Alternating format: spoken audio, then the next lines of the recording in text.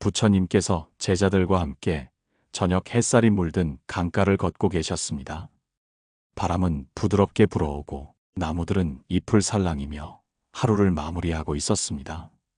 그때 한 제자가 조심스럽게 입을 열었습니다. 부처님, 저는 요즘 마음이 지칩니다. 사람들에게 잘 보이고 싶어 좋은 사람으로 보이기 위해 무던히 애쓰는데 그럴수록 마음이 점점 무거워집니다. 저는 왜 이렇게 힘이 들까요? 부처님께서는 걸음을 멈추고 조용히 제자의 눈을 바라보셨습니다. 그리고 천천히 말씀하셨습니다. 너는 지금 남이 나를 어떻게 볼까에 사로잡혀 있구나. 너는 남의 눈에 착한 사람, 친절한 사람으로 남고 싶은 욕망에 스스로를 가두고 있다. 그 욕망이 너의 고통을 만든다. 제자는 부끄러운 듯 고개를 숙였습니다. 스승님, 제가 착한 사람이 되고 싶은 것은 잘못된 마음입니까? 부처님께서는 고개를 천천히 저으셨습니다. 착한 마음 자체는 나쁘지 않다. 하지만 너의 착함이 남에게 인정받고자 하는 욕망에서 비롯된 것이라면 그것은 결국 너의 마음을 병들게 할 것이다. 진정한 선함은 남을 위한 것이 아니라 자기 마음이 평화롭기 위해 선택하는 것이다. 강가에 떠오른 붉은 노을을 바라보며 부처님은 다시 말씀을 이으셨습니다. 강물은 굽이쳐 흐른다. 모양을 바꾸고 속도를 바꾸고 때로는 흐릿해지고 때로는 맑아진다. 그러나 물은 결국 물일 뿐이다. 내 마음도 그와 같아야 한다. 남이 뭐라 하든 흐트러지지 않는 너의 본래 마음으로 살아가야 한다. 이 말을 들은 제자는 조용히 눈을 감고 속삭였습니다. 스승님, 그럼 저는 이제부터 착한 척을 내려놓겠습니다. 누군가의 시선을 두려워하지 않고 제 마음이 진실되도록 애쓰겠습니다. 부처님께서는 빙긋 웃으며 한마디 덧붙이셨습니다. 좋은 사람이 되는 것이 아니라 진실한 사람이 되거라. 진실함은 흔들리지 않지만 착한 척은 항상 불안하다. 불안은 너를 약하게 만들고 진실함은 너를 자유롭게 만든다. 오늘 이야기를 듣고 계신 여러분, 혹시 여러분도 좋은 사람으로 보이기 위해 스스로를 너무 억누르고 계시진 않습니까?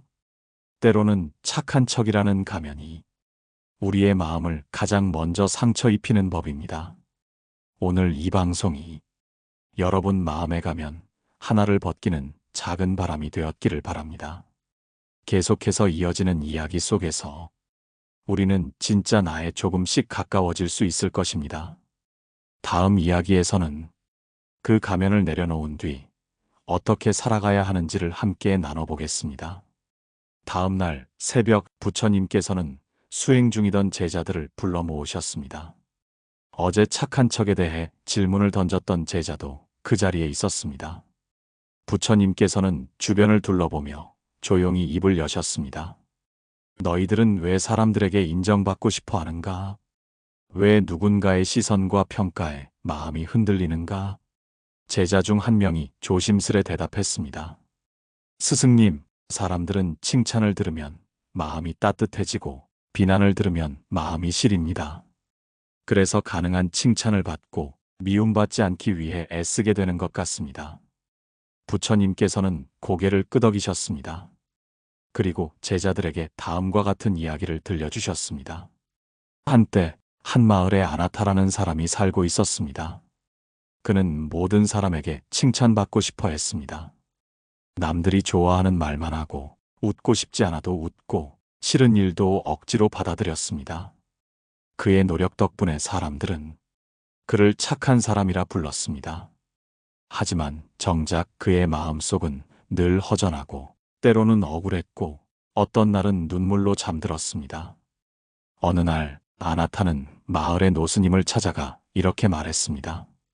스님, 저는 모두에게 착한 사람이라 불리지만 제 마음은 점점 병들어갑니다. 도대체 왜 그런 걸까요? 노스님은 조용히 그를 바라보며 작은 종이 하나를 꺼내 주었습니다. 그 종이에는 이렇게 쓰여 있었습니다. 사람의 입을 막는 것은 불가능하다. 그러니 그 입을 기쁘게 하기 위해 너의 마음을 파는 짓은 하지 말거라. 이 글을 읽은 아나타는 눈시울을 붉히며 고개를 끄덕였습니다. 그는 그날부터 모두를 만족시키려는 착한 척을 멈추고 자신의 진심을 따라 살기 시작했습니다. 그리고 놀랍게도 그렇게 살기 시작한 뒤에야 진짜 좋은 사람이라는 말을 듣게 되었습니다. 부처님께서는 제자들에게 이 이야기를 마친 후 말씀하셨습니다. 진심은 언젠가 드러난다. 거짓된 착함은 금세 드러나고 그로 인해 생긴 고통은 너희 안에 병이 된다. 그러니 좋은 사람이라는 말보다 진심을 잃지 않았다는 말을 들을 수 있도록 살아가야 한다. 여러분, 혹시 여러분도 지금 누군가의 기대에 맞춰 살고 계시진 않습니까? 칭찬을 듣고 싶어 마음과 반대되는 행동을 하고 계시진 않나요? 누구에게나 착한 사람이 되기 위해 애쓰다 보면 정작 나 자신은 잃게 됩니다. 좋은 사람이 되기보다 진실한 사람이 되겠다는 다짐이 우리의 마음을 건강하게 지켜줍니다. 지금 이 순간 한번 스스로에게 물어보세요. 나는 정말 착한 사람인가? 아니면 착한 척을 하고 있는가? 다음 이야기에서는 이 착한 척이 인간관계를 어떻게 왜곡시키고 우리를 어떤 고통으로 끌고 가는지를 살펴보겠습니다. 제자들은 부처님의 말씀을 들으며 고개를 끄덕였습니다. 하지만 한 제자가 조심스럽게 손을 들고 물었습니다. 부처님, 착한 척이 문제라는 건 알겠습니다. 하지만 진심을 드러내면 사람들이 저를 미워하지 않을까요? 부처님은 그 제자를 바라보며 잠시 침묵하시다가 부드러운 목소리로 이렇게 말씀하셨습니다. 너희는 거울을 본 적이 있느냐? 거울은 있는 그대로를 비춘다. 때로는 보기 싫은 상처도 부족한 모습도 드러낸다. 하지만 그 진실이야말로 내가 누구인지 알려주는 유일한 길이다. 제자는 고개를 숙였습니다. 그 말이 가슴 깊이 박힌 듯 보였습니다. 부처님께서는 제자들의 시선을 천천히 둘러보며 다음과 같은 이야기를 들려주셨습니다. 옛날 한 수행자가 있었습니다. 그는 마을에서 늘 인정받는 인물이었습니다. 웃음이 많고 누구에게나 친절하며 도움 요청을 거절하지 않았습니다. 하지만 그의 마음 속에는 작은 불만들이 자꾸만 쌓였습니다. 남들은 몰랐지만 그는 점점 말수가 줄고 밤이면 깊은 한숨을 쉬었습니다. 어느 날 그는 자신이 존경하던 노스님을 찾아가 털어놓았습니다. 스님, 저는 나쁜 마음을 품고 싶지 않았습니다. 하지만 제가 착한 사람이 되려 애쓰면 애쓸수록 왜 이렇게 외롭고 고통스러워지는지 모르겠습니다. 노스님은 말없이 그에게 단단히 엉켜있는 밧줄 하나를 건넸습니다. 그리고 말했습니다. 이 밧줄을 풀어보거라. 너무 세게 당기면 더 엉킨다. 힘을 빼고 꼼꼼히 하나씩 살펴보아야 한다. 수행자는 그 밧줄을 풀면서 자신의 마음을 돌아보았습니다.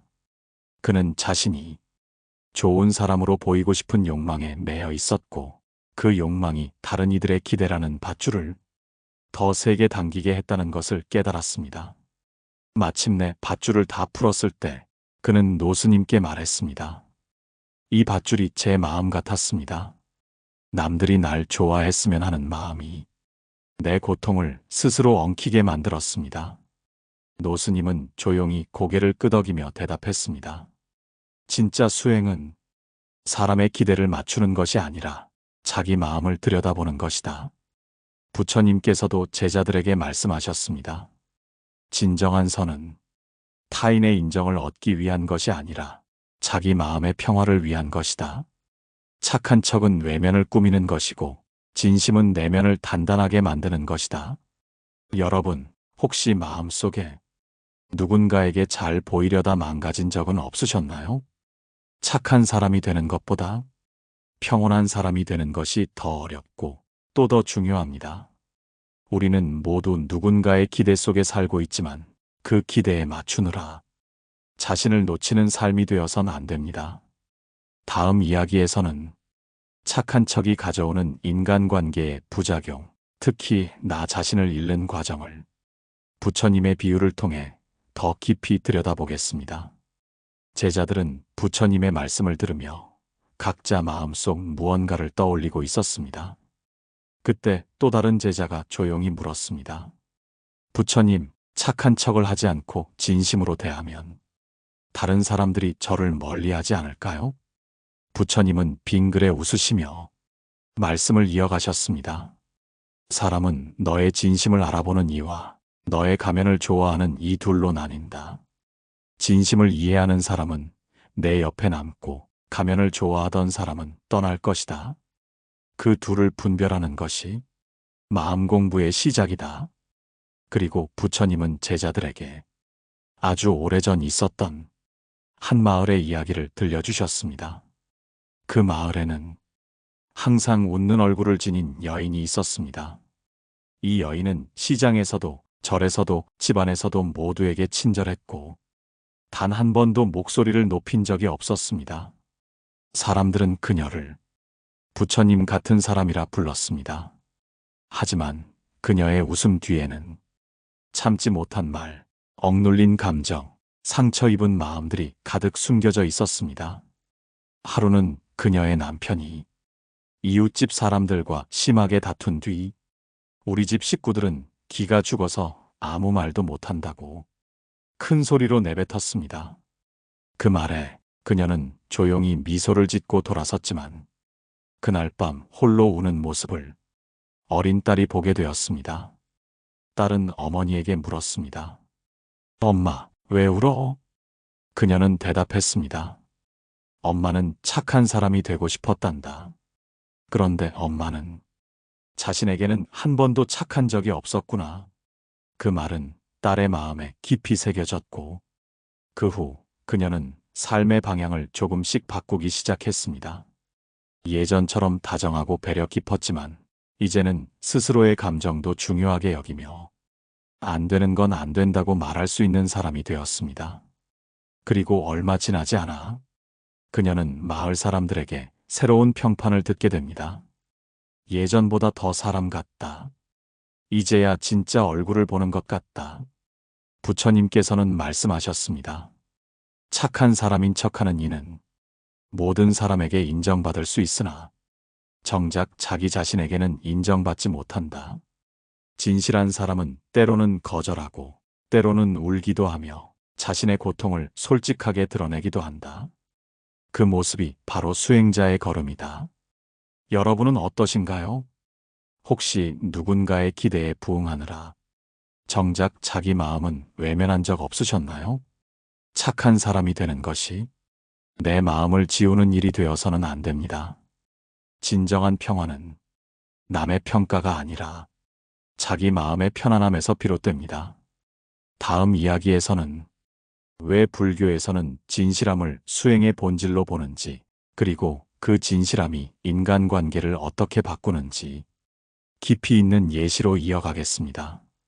그날 저녁 제자 하나가 다시 부처님께 여쭈었습니다. 스승님, 사람들의 기대를 저버리지 않으려고 애쓰는 것이 착한 것이 아닙니까? 그런 마음도 공덕이 되는 것 아닙니까? 부처님은 손에 들고 있던 잎사귀를 조용히 내려놓으셨습니다. 그리고 제자들을 둘러보시며 말씀하셨습니다. 진짜 공덕은 내가 나를 해치지 않으면서 타인을 이롭게 하는 것이다. 내 마음을 짓밟으며 남을 위하는 것은 공덕이 아니라 스스로를 가두는 감옥일 뿐이다. 이어서 부처님은 한 젊은 수행자의 이야기를 들려주셨습니다. 그 수행자는 절마다 돌아다니며 모든 사람의 부탁을 다 들어주었습니다.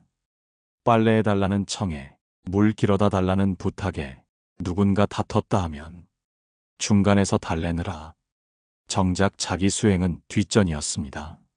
하루는 그가 부처님을 찾아와 말했습니다. 부처님, 저는 사람들에게 실망을 주기 싫어서 늘 최선을 다하고 있습니다. 하지만 요즘은 이유 없이 화가 나고 누가 나를 이용하는 것 같아 사람을 피하고 싶습니다. 부처님은 그 말을 조용히 들으신 후 작은 항아리에 물 한 컵을 부으라고 하셨습니다. 그리고 말씀하셨습니다. 이 항아리는 너의 마음이다.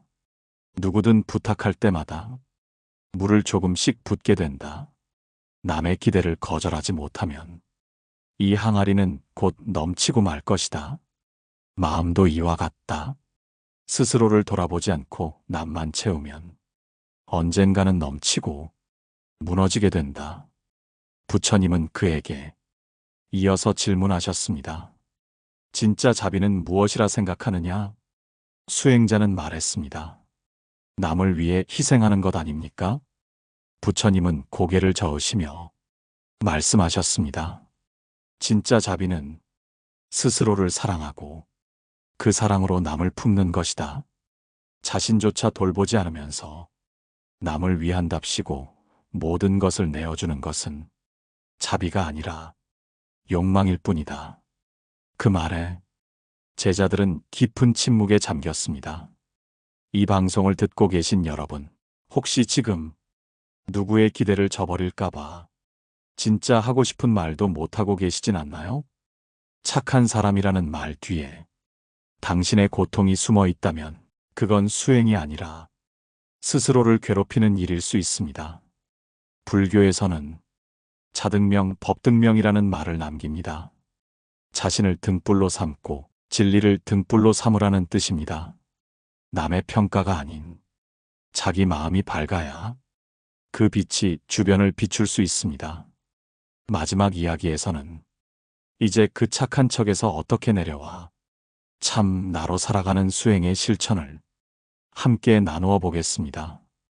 이튿날 새벽 산속은 아직 어둠이 가시지 않았고 제자들은 좌복에 앉아 조용히 숨을 골랐습니다.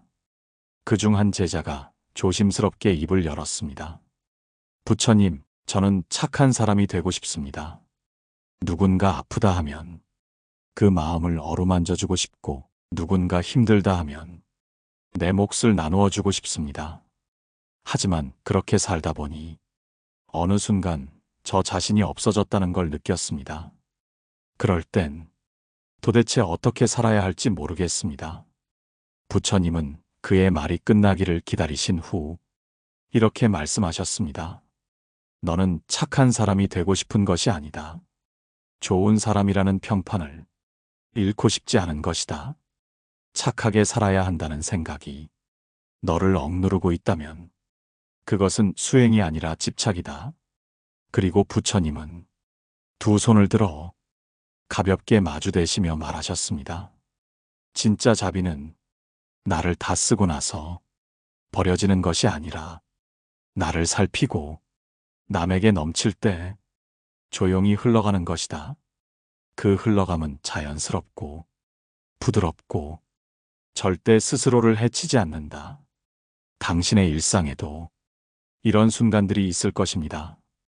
지하철에서 누군가에게 자리를 양보하지 않으면 나쁜 사람처럼 느껴지고 카카오톡 답장을 늦게 하면 미안한 마음이 앞서고 무언가 부탁을 거절하면 괜히 죄스러운 기분이 듭니다. 하지만 그 모든 마음의 바탕에 진짜 선함이 아닌 좋은 사람으로 보이고 싶은 욕망이 깔려 있다면 그 마음은 결국 당신을 지치게 만들 뿐입니다. 불교에서는 무소의 뿔처럼 혼자서 가라는 말을 자주 전합니다. 이 말의 뜻은 사람과 어울리지 말라는 뜻이 아닙니다.